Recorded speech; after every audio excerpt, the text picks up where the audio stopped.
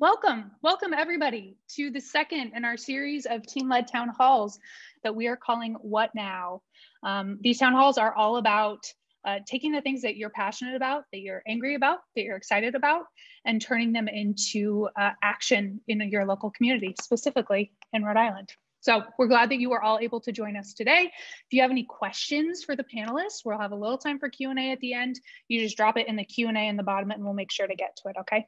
So hello, hi everyone. My name is Amy Vanderweil. I'm the manager of the South Providence Library. And I'm the one who gets to organize all these fun little town halls. I'm so excited about it. So what is the What Now series? What is this? So something that I found out this year is that fewer than half of all eligible voters aged 18 to 29 voted in the 2016 election, and it only increased slightly in 2020. The final data still shows that only about 50% of that age group voted.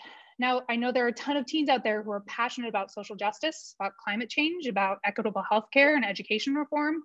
I know Providence is full of incredible student groups and young, exciting legislators doing the work to make policy changes within the state around these issues. And so I hope these panels inspire you to take those things that you're passionate about and turn it into real civic action, whether that's running for office as soon as you're able to, like some of our panelists, or getting involved in one of the student groups we're talking with over the next couple of weeks, or even just registering you and your friends to vote in the next election. We're so appreciative. This project is supported by XIX Shall Not Be Denied Why It Matters initiative of the Rhode Island Council for the Humanities. It's part of a nationwide Why It Matters civic and electoral participation initiative, and it's administered by the Federation of State Humanities Councils and funded by the Andrew W. Mellon Foundation. To learn more about this whole project and a lot of other cool programs happening throughout the state, you can visit www.shallnotbedenied.org. So part of that is I've got a little bit of a survey. I promise it will not take you more than 30 seconds to do. I'm going to drop it in the chat, and I'll drop it in the chat at the end as well, just to go in and say, if you learned anything, if you felt inspired, felt empowered, it's really helpful for us to get that information. So welcome. We're so excited to have you here. We've got 3 panelists today. First, I want to introduce our team moderator, Brandon Felice. Brandon's a storyteller who's currently a senior at the Met School. Some of you are his classmates.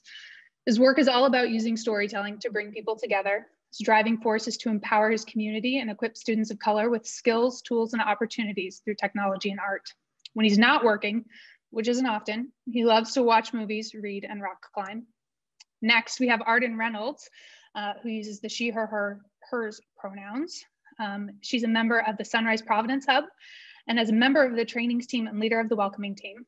Her passions are education and activism, and she's super excited to talk to you today about how more young people can get involved in fighting for climate justice. And Sam Bell, Senator Sam Bell, is the Rhode Island State Senator for District 5, which encompasses a variety of neighborhoods in Providence, including Mount Pleasant, Federal Hill, and Olneyville. In his years as local activist and legislator, Sam has worked tirelessly for gun control policy, affordable housing, expanding healthcare coverage, education reform, and climate change. So I'm going to pass it over to Brandon. Everybody ready? Here we go. Hello, everyone. As you already know, my name is Brandon Felice, and I'm really excited to have this conversation. My first question, we can jump right into it to get to know a little bit more about the folks on the call. What was your personal call to action, and how old were you when you began this journey for climate justice? Whoever would like to get open first.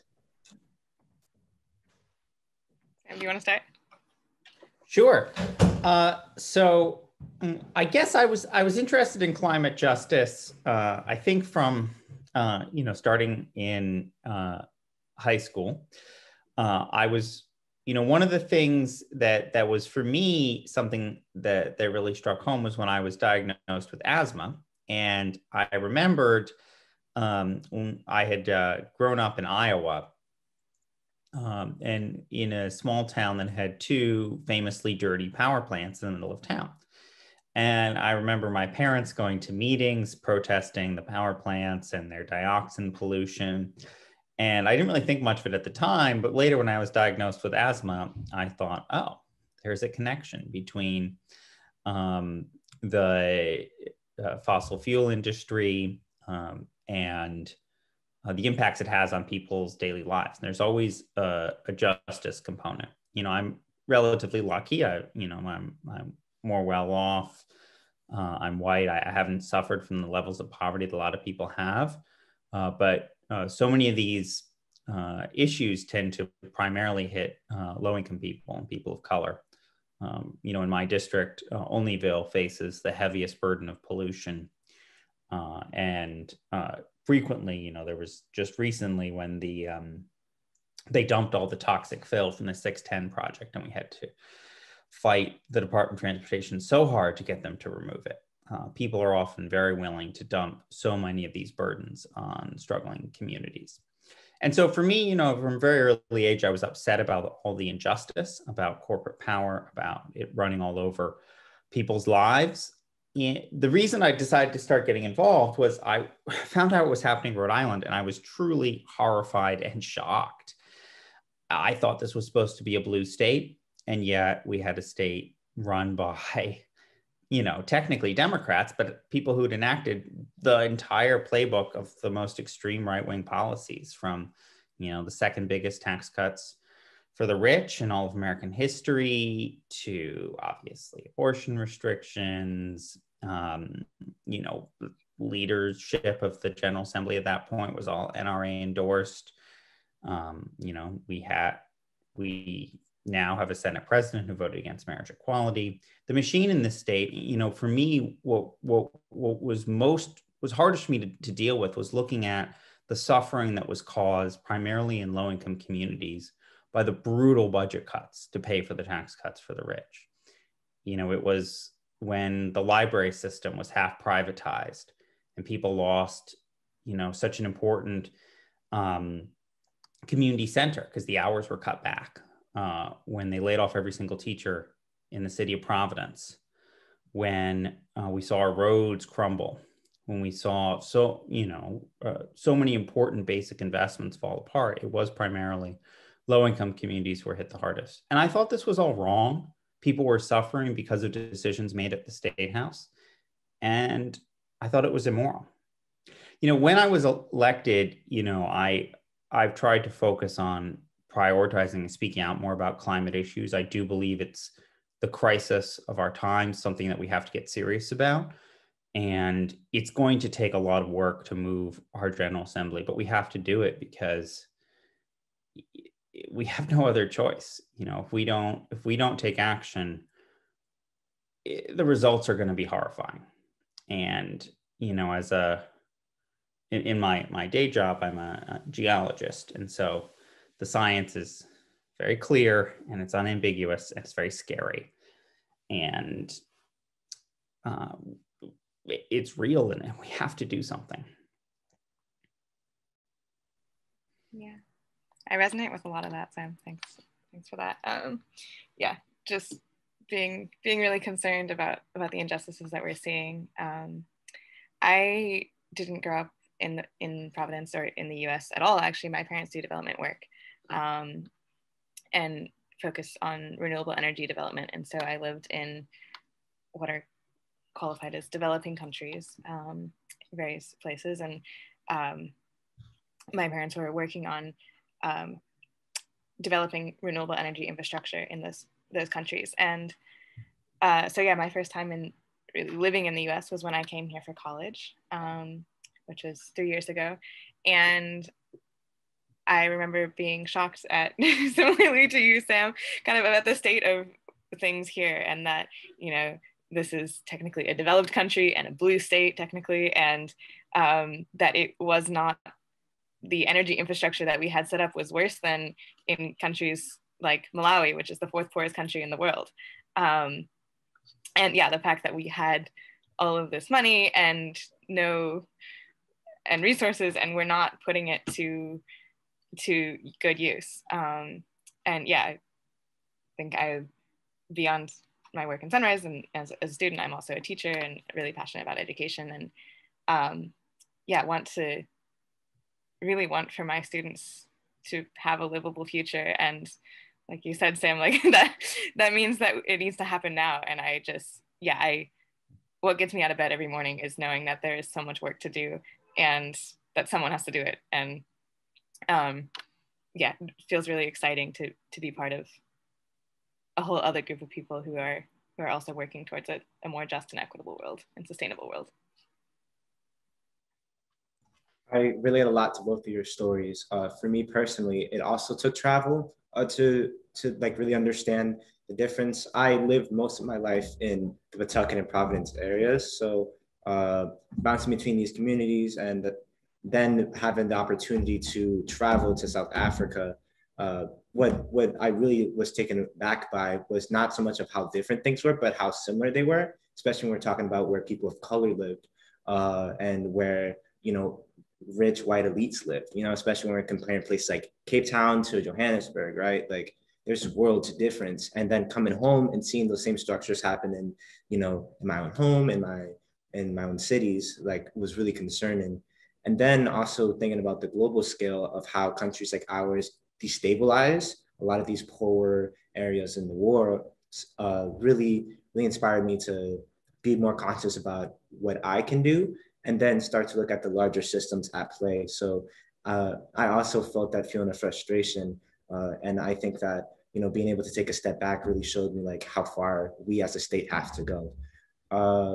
But yeah, so my first question is on this topic. We're using the term climate justice specifically for this session today. So I wanted to ask, in your perspective, what is the difference between fighting for climate change or fighting for climate justice? Like, what's the distinction there? Why is it a different language? Yes, I think that's a really good question. The reality is that so often these problems tend to hit lower income people, communities of color, marginalized communities so much harder. And we have to fight back against that. The climate crisis will hurt wealthier people a little bit, but the true damage is going to come to people who are much more vulnerable. We've already seen that in America. Puerto Rico has been far more devastated than wealthier parts of our country by climate crisis induced extreme weather. And I mean, the difference is drastic. And the response that we've had to the people of Puerto Rico has been woefully insufficient. And you compare that to the response we've had along the Texas Gulf Coast in wealthier areas, and the difference is drastic. And here in Rhode Island, there are parts of the climate movement that become about protecting the wealthy homes of people along the shoreline. I, for instance, am not a fan of one of the bills pushed by the mainstream environmentalist movement in Rhode Island is tax credits for waterfront homes and to compensate them for the damages of climate change. And, I think when we fought against the very fossil fuel favorable members of the Coastal Resources Management Council, a lot of what ultimately sunk them was not their votes to ram through the LNG project in South Providence, same project that had been defeated when it was in a wealthier, whiter neighborhood in the Mount Hope Bay. But it was that they went after, they did a special deal to help expand a marina on Block Island. And that was wrong. But we saw far more political pushback to that decision. The Attorney General got involved, really helped put it over the edge for us to stop those appointments from getting confirmed in the Senate. And it shows that the intersection of where political power is means that more powerful communities, more advantaged communities will always be able to do the best to protect themselves from these crises. And that's going to be true with the climate crisis. We're already seeing that with the climate crisis, and we can't forget that. And it is so imperative that we work so hard to make sure that the climate crisis does not predominantly deepen the inequalities already in our society. And so that's why it's important that we fight for climate justice and not just fight to do something about the climate crisis. That's why I'm a strong believer in the Green New Deal. And I also think, for a while, the environmentalist movement has suffered because it has been seen as an anti-jobs movement, as a movement that's going to create harms to low-income communities. Do you want to see, all the people who work in the fossil fuel industry out of work? And so it's important that we actually work hard to mitigate those problems. And a climate justice approach is a great way to do that. Yeah, I'll add on to that. It's a great answer. I think climate justice really is an intersection of all sorts of issues like you're talking about, Sam. And for me, thinking about the climate crisis is a very factual, scientific way of thinking about what's happening, right? And that we have to prevent 2 degrees warming by 2030 or 1.5 degrees warming Celsius, and thinking about the disasters that are happening. But climate justice takes that and it shifts this focus so that it's really centering on people and communities and looking at, okay, well, what are the effects of those crises, the environmental crises? What are the effects of, especially given that we have so much inequality. And I think this one thing I really love about working for climate justice is that intersection, and that the systems that have led to the climate crisis are also systems that lead to racism and all the other huge issues, society, wealth inequality, huge issues that we're seeing on a societal level. And so in fighting for climate justice, fighting for a Green New Deal, it's addressing all of those, like you were talking about, Sam. Yeah, that's what resonated the most to me when it comes to climate justice. Of like looking at the intersectionality of all of the work it comes to creating social change and realizing how these systems are sort of interconnected. I want to bring it to a Providence perspective. So what impact does climate change have specifically in Providence and the greater Providence area? Arden, I'll let you get open with this question. Yeah, sure. Sam has alluded to it a little bit before, but certainly Rhode Island is very much experiencing the effects of a climate crisis and of climate injustice and inequality. Rhode Island has the 9th highest asthma rate in the country, and specific communities like the south side of Providence have some of the highest rates in the country, which is ridiculous. So yeah, concentrated, if you map color demographics based on race and asthma rates, there's a pretty clear correlation there in Rhode Island. And so that's thinking about clean air and water. There's also a huge housing shortage. There's an unemployment shortage. As of right now, a quarter of Rhode Islanders are food insecure, which is a number that's only increasing with the pandemic and the lack of support that we've seen with that.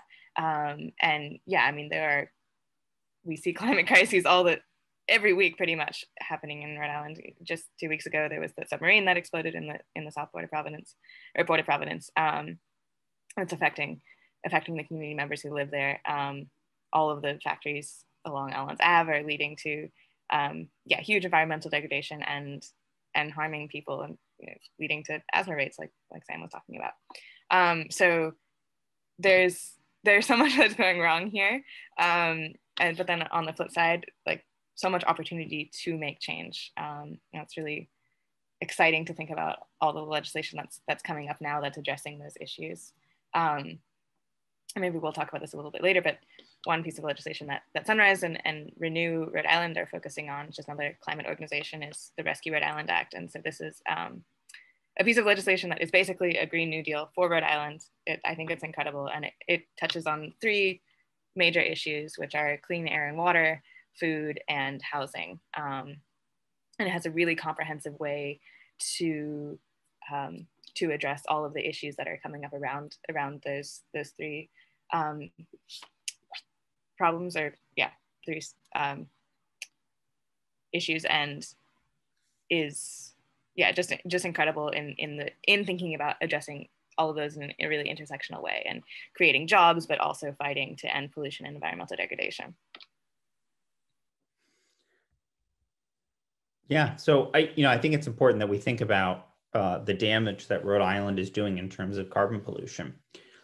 We are doing so much wrong. For a while as a state, our electricity system was one of the worst in the country in terms of its reliance on fossil fuels. Now, we are almost all natural gas. There's a small amount of gasoline power, but we don't have any coal plants left. but we're very low in terms of renewables. And even with the new wind farms, we're still well behind the national average. We have not done nearly enough to invest in solar. Where solar is being developed, it often does come with clear cutting of forests, but we haven't really done anything to make bold investments in electricity production, in renewables. We have an extraordinarily suburban car-oriented development model in our state. And so with that, Providence is crisscrossed by huge numbers of highways. We're one of the most highway dense small cities in the country, in fact, in the world. And so to get around in Providence is very carbon intensive, the way we do our transportation system. And this radiates through the whole state. We have a very minimal train system. Our bike network is almost non-existent. Our bus system is quite poor. And so as a result, we've seen development along a very suburban sprawl model. For a while, Rhode Island has been adding housing mostly in large suburban sprawl subdivisions on huge lots until we've run out of space and open lands to take away and develop. And so we haven't found a way to do more environmentally oriented development. And that's leading to the climate crisis, and it's leading to the housing crisis. And so we have set up our state and set up the Providence metropolitan area through our planning decisions in a structural way that drives enormous amounts of carbon pollution. And that is a decision we have to undo. That means we have to remove the urban highways. We have to rebuild our cities. We have to build and reshape the fabric of our whole state into one that supports a carbon-free economy. It's not going to be easy work.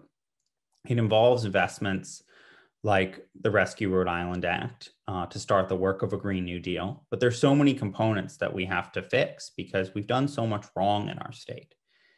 And Rhode Island has not just enormous amounts of carbon pollution, but we also have to talk about our methane pollution problem.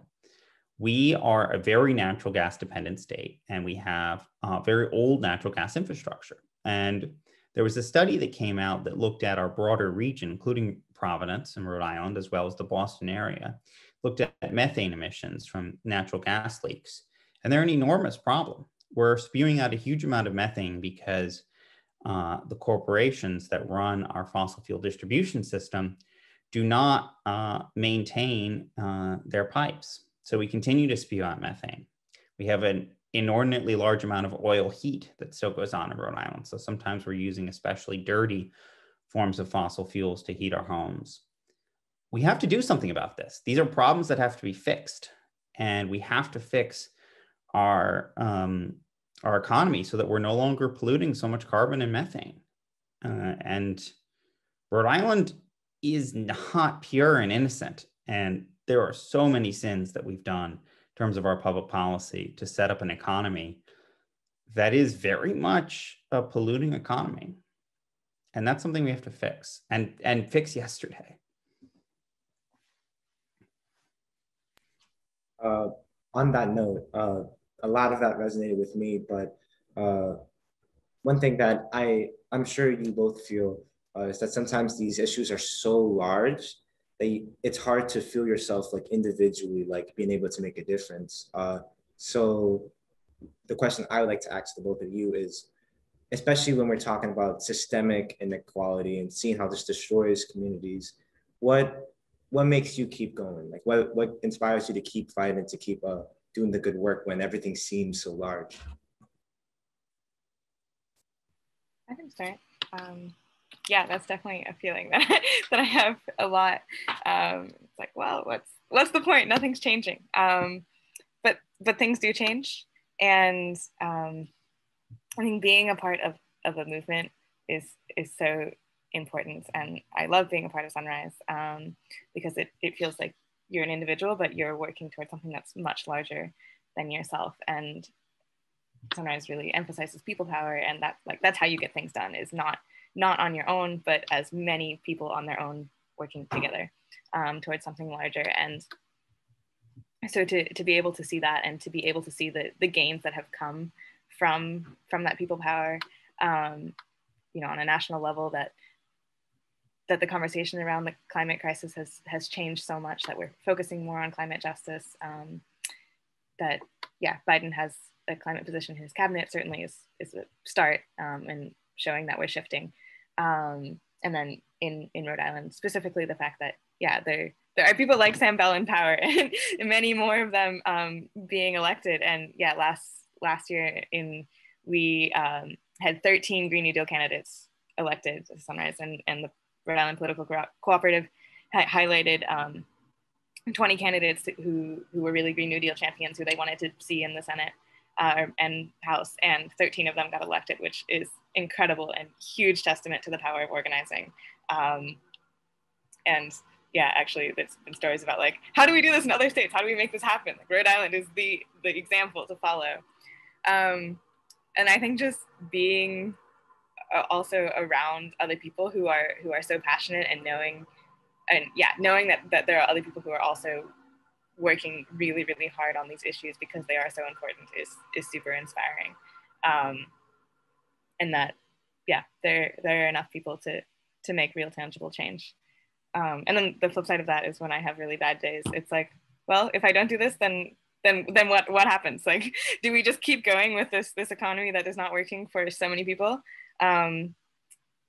Or, do I choose to surround myself with these incredible people with beautiful visions for the world and work as much as we can to bring those visions about?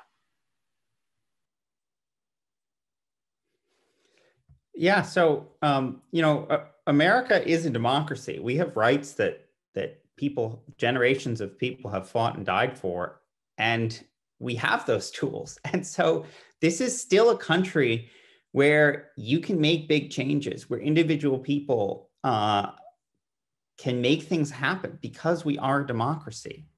Flawed democracy, to be sure, but fundamentally a democracy. We have elections. We can change these things. And, that is the incredible tool that we have available. And it's not just that you have elections, it's the fact that you have them means that people have to listen. And so that means that we've been able to do things in Rhode Island. I was first involved as an activist in the state about a decade ago. And activism was a very weak thing 10 years ago, but I've watched a real movement grow in this state, and it's starting to have so much effect on public policy. The damage that's being done to the people of Rhode Island is being so much mitigated. I don't know that we're at the point where we're actually helping people, but I don't want to go to, but for the first time, I feel like we aren't constantly causing more harm to the state. And the first time in a very long time, I feel that way. And it shows the effect that people can have. You can run for office. And it was kind of weird. I thought, to run for office and then just get elected, because people actually believe in what you're advocating for. That really is how the system works. And because you have that power, if you speak out, people have to listen to you. If you pick up the phone and call your state senator, your state representative, council person, they have to pay attention to you. And this is a state where you can change who those people are. You have that power, and it's an incredible power. And it can be used to do enormous things. And one of the other things I think about sometimes is, if you look at Vermont, which is one of the places where we've seen a more compassionate group of people take over. And part of the reason that happened is that there was a very right-wing machine that had run the Democratic Party. And when it was smashed in Vermont by a whole bunch of people, look at Bernie Sanders as a prominent example. It was a much bigger movement. He was just part of it. It really led to a much more progressive system in the state. And I think in Rhode Island, we have that possibility. We're fundamentally a progressive state, but we can break the machine, and we can break out of not just those problems, but break out of the inaction, the neoliberalism that has held our national party, Democratic Party, back. And so we have the potential to make Rhode Island not just, a state without as many problems, but really a true example for the rest of the country and for the rest of the world. We have a really important role to play here in leading our planet away from the climate crisis. And it's something that we can absolutely do, and everyone can help make that happen. I think one thing I'll add on to that just quickly is that Rhode Island is special in that it's such a small state, and that politicians are elected by a very small margin, which means it only takes a few hundred, maybe a few thousand votes to keep people in power. And so, especially in Rhode Island, the things that you do matter. If you call your senator or your representative and you tell them this is an issue that's important to me and you're not addressing it, like, they'll listen to that. That makes a difference, because they know that you could organize and easily have find someone else to run against them or to beat them out. So yeah, we have like particularly strong power because of how small Providence or Rhode Island is. Yes, I think that's a really essential thing that we should acknowledge, especially when we're talking about youth, especially since we're already in spaces where we can interact and push new ideas. There's a real power in being able to shift the needle. What I will say for folks who are currently on the call, if you have any questions, please remember that the Q&A is open. If you want to ask anything, if there's anything that you wish to say, that's the space to do it. As for our next question, I actually want to talk a bit more about breaking that machine. Now they have a better sense of what needs to be done and how we can impact on a broader scale. What can youth, especially youth who aren't eligible to vote yet, do specifically about shifting the needle? Well, people who aren't eligible to vote are still eligible to participate in our democracy in all sorts of different ways. You're eligible certainly you can volunteer on campaigns even, but you can also call your legislators. You have every much as a right as someone who is eligible to vote to call your state senator, your state representative. I represent a community that has a lot of people who are not U.S. citizens living here, and some of the constituent service work I do is around immigration issues and things like that for people who don't have the right to vote. It's a very important part of the job of being a state legislator, is to advocate for everyone. And you can make your legislators do that, and you can reach out to them still. And I think you also are going to, if you're under 18, you will become 18 soon enough. And in fact, if you're 17 now, you'll be 18 by the time the election rolls around. So you do have those powers. And it is important, that we have a problematic thing within the Rhode Island General Assembly and the Rhode Island political power structure, where young people are dismissed with a level of derision that it sometimes takes your breath away. I've had some conversations behind closed doors in the Senate about younger people today and how terrible they are. And I don't want to name any names, but some of the opinions that people have about the younger generation are striking.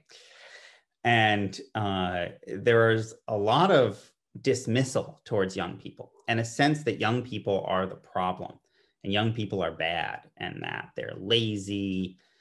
We need to make them work harder. They don't learn anything because school is terrible, so they're all stupid. I mean, a lot of people say that kind of stuff, almost in exactly those kinds of words. And we need to force them with brutal military style discipline, one senator told me. And so it is really important that the legislature and the power structure in the state hears from young people, because it will make the power structure less dismissive of the concerns of young people. Whenever I've raised concerns that legislation or ideas are dismissive to people who are not as old, people laugh it off. And, we saw this a lot with a lot of the language around our COVID restrictions. The former governor, was very critical of young people, put it all on young people partying, not on businesses for staying open and not following proper protections, but blamed younger people mostly just for socializing. And that was very problematic. And in the end, the data did not support those conclusions, although they pretended for a while that they did. And so it is so important that young people force themselves into the power structures and force the power structures in the state to treat younger Rhode Islanders with compassion and as equal human beings. It's something that is desperately needed, especially in the corridors of power in our state. That's, wow, really, really shocking to hear. Yeah, I would interpret that as legislators are potentially afraid of the power of young people, because there is an incredible amount of power, and we've seen that, yeah, on a national scale and in Rhode Island. I mean, the amount of student groups that are organizing in Rhode Island is incredible, and are making real change. Yeah, my daytime job is, I actually work with young people about how they can get involved in activism without being able to vote. So like, super passionate about it. And also there are so many ways. Voting is one thing that you can't do until you're 18, but as Sam said, basically every other avenue is open to you, maybe other than running for office. So there's so much organizing you can do. What's specifically right now, and Victoria, this gets at your question a little bit, what you can do is organize around the Rescue Rhode Island Act. And yeah, it's a pretty cool piece of legislation. It's in the legislature right now. And yeah, it's in committees waiting to be voted on. And so Sunrise and Renew are trying to put a lot of pressure onto legislators to tell them, this is really important legislation that your constituents want, make it happen. And if you don't, then we will vote you out, because we have the power to do that. And so that's what we're really focusing on right now. And there are many, many different ways that you can get involved.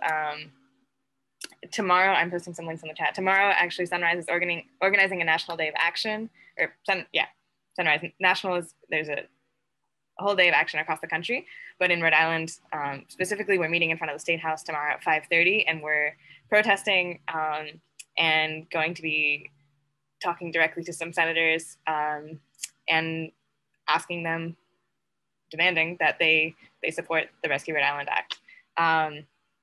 So that's one thing. If you want to come to that tomorrow, it will be masked and socially distanced, but super important way to have your voice heard. There's also Renew Rhode Island is doing a lot of organizing around the Rescue Rhode Island Act in terms of organizing phone banks to get people to call their legislators, right? That has, as we talked about, that has so much power. To email their legislators, and that's something that you can do as yourself. And you can also phone bank to get other people to do that, right? That we can have individual actions, but our actions are magnified if we can get other people to do them as well. And also are organizing people to testify for these bills. So the Rescue Rhode Island Act has 3 bills in the House that have not been heard yet, and they're in committees, and they will be open to the public to testify, and there's no age limit on testifying. So please come and tell your story. Renew, if you sign up for Renew's email list, which you can do using that second link that I just sent, they'll send you all the information about when and how you can testify and help prepare you for that. But yeah, come and tell your story about why this legislation is important to you, why a Green New Deal in Rhode Island is important to you, how that would change your life. And as Sam says, make legislators take young people seriously and really demonstrate the power that we do have. Wholeheartedly.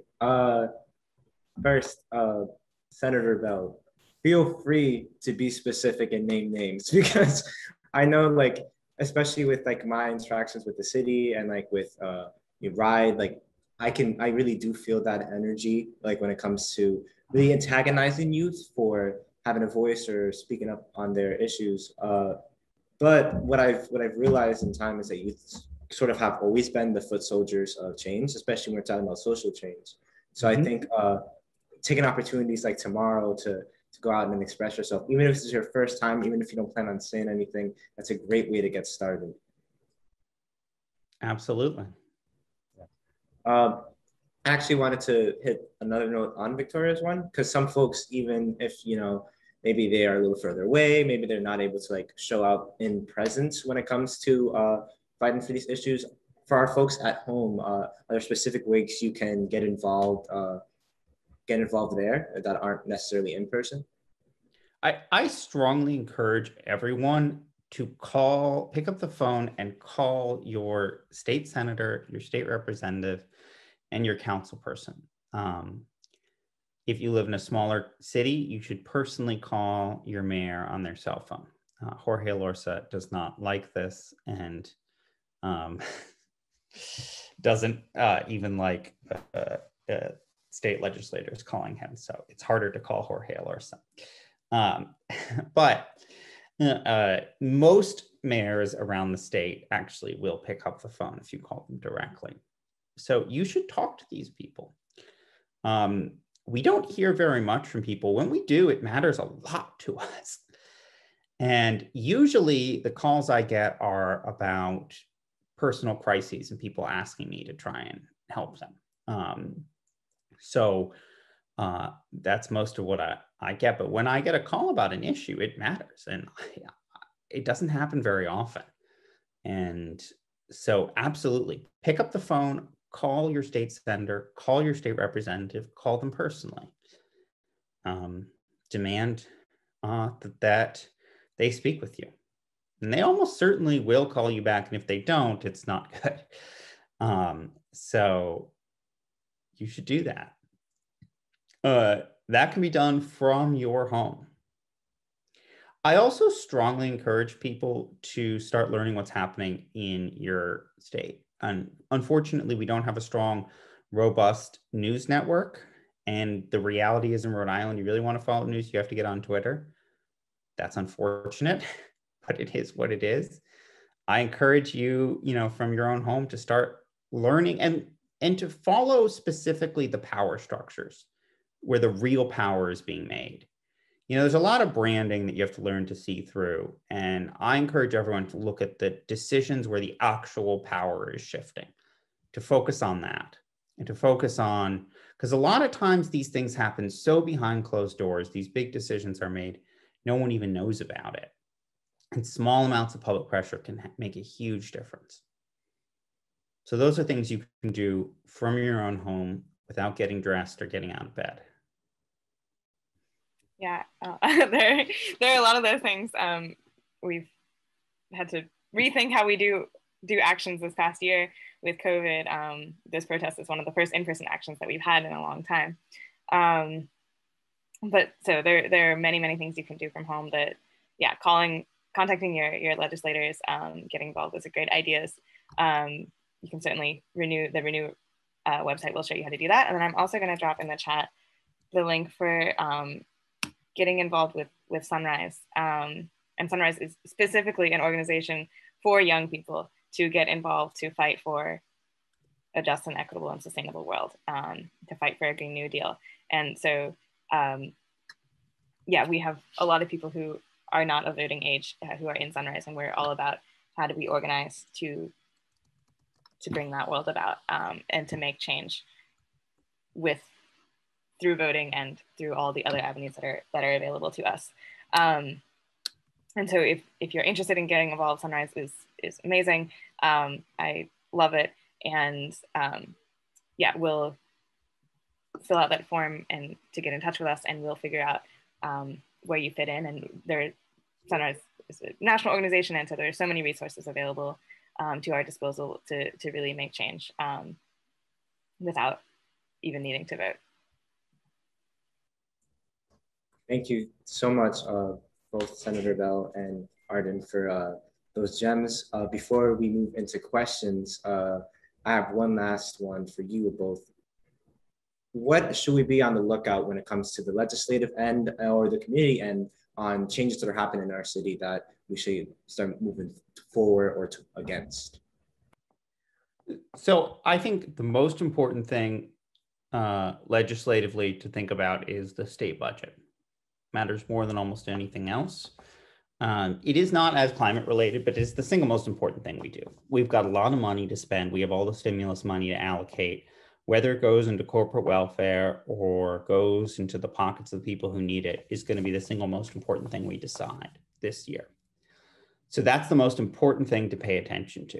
It's very complicated, but it's far and away the most important. The money matters the most. And that's what's going to also drive our climate crisis response. All the real most important work to respond to the climate crisis involves money, involves funding specific programs. It involves things that have money behind them. You know, we've talked about a lot of climate legislation. We've started to move some of it, but what we haven't done is the stuff that actually has money behind it. And that's the Green New Deal approach. And that's what we really need to get to. So having those conversations is going to be really, really important. And so pay attention to the budget, demand a just budget, demand no cuts to public services, and demand investments that actually go to the people who truly need them. I think that's the most important issue. The other question in Rhode Island is always the political question.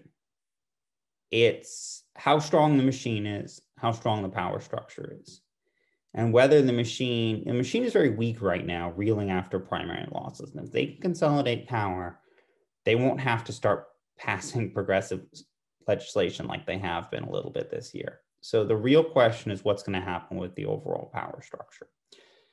And there's a huge question about whether a lot of people in the state will just go along with the machine out of fear and because of conformity, even though the policies they ultimately want to implement again have been so damaging.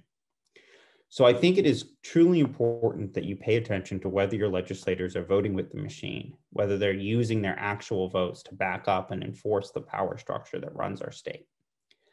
And that is in some ways the most important question to pay attention to. It's a difficult question. It's an uncomfortable conversation because the machine is very powerful. But if we really want to make serious change, it's something we're going to have to confront. And I think that is the other big question that is being answered right now. Yeah, I definitely agree with that. From the climate lens specifically, we're really focusing on the Rescue Rhode Island Act and looking at that. But our next steps after that are really get at who is with the machine and who is not, and who is willing to support this progressive legislation and who is not, and thinking about, so yeah, keeping your eyes out for what's happening with the Rescue Rhode Island Act in the next couple of weeks. Hopefully there will be a vote on it and there will be some decision made. And then after that, we will be focusing on who are the people we want to keep in power and who are the people who are not representing us and who we need to vote out of power and organize to get out of power. And so we're really, going to be thinking about who we're getting in and trying to break down that machine for 2022. So that's what we're thinking about. So that should answer one of the questions in the chat, which is, the legislations in the House that supporting climate justice specifically is the Rescue Rhode Island Act. But as Sam mentioned as well, the budget is super important, and climate justice is a huge part of that bill. Thank you all so much. I think this was an incredible conversation. I feel inspired. I hope everybody watching has felt inspired on how they can start to get involved in this action in Rhode Island specifically. I'm going to drop in the chat real quick that, remember I told you all about that survey at the very beginning, and I'm also going to email it out to all of you and all of your teachers so you can all take it as well. I also want to mention next week, we're going to have Brandon joining us again, along with Deb, who ran the health equity conversation last week, and Dakota Watchin from East Providence High School to talk with State Senator Tiara Mack about education reform. It's a really big topic. We may go over a little bit, and I'm sorry about that. But I'm going to drop the link to sign up for that if you wanted to sign yourself up, or if you had some friends that you wanted to sign up. It's totally free. We'd love to have you again. And yeah, so I just want to say thank you all. In that email that I'm sending out the survey, I'm also going to send out all of these links that Arden just sent along, all of the ways that you can get involved with local action, all of the legislation that's happening right now and that's being discussed and debated right now. And we'll see you all soon. Have a great Tuesday, everyone.